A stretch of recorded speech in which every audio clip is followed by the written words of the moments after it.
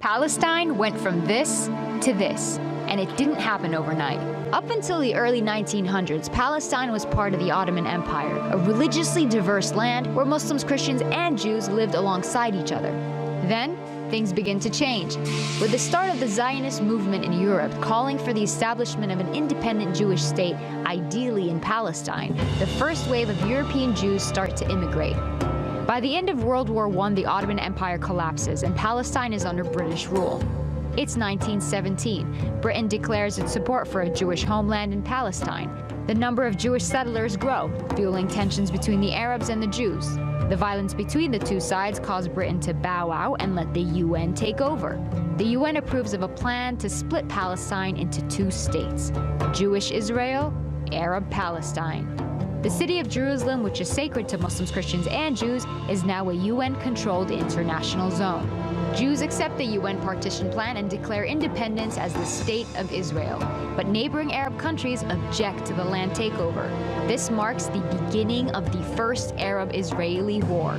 Israel is victorious and makes a grab for the land intended for the Palestinian state under the UN. The land gets divided into three parts. Jordan occupies the West Bank and East Jerusalem, Egypt occupies Gaza, and the State of Israel takes 78% of historic Palestine, including West Jerusalem. 700,000 Palestinians become refugees as a result, and the day is remembered as Al-Nakba, the catastrophe.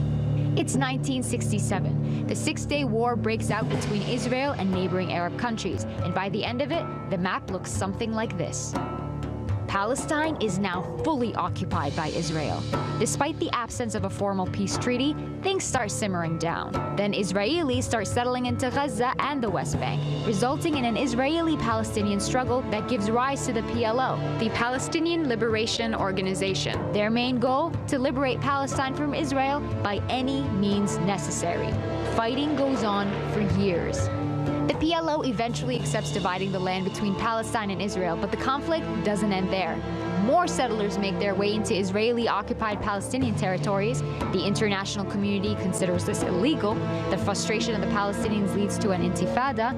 As a result, Hamas is born, a political movement determined to fight against Israeli occupation of the West Bank and the Gaza Strip. The United States, Israel, and the PLO signed the Oslo Agreement to split the West Bank into three sections. Area A, under full Palestinian control. Area B, under joint Palestinian-Israeli control. And Area C, under full Israeli control. But the solution creates a problem.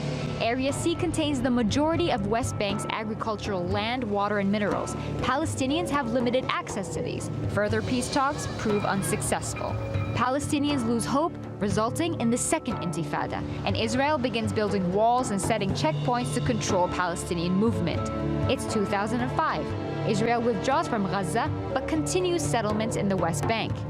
Hamas gains power in Gaza and splits from the Palestinian Authority, seeing it as being too secular. The West Bank and Gaza are now under separate leadership. Israel imposes a blockade restricting any form of movement by land, air, or sea. And this is the current situation of Palestine. There are solutions on the table, but will we see them implemented in our lifetime?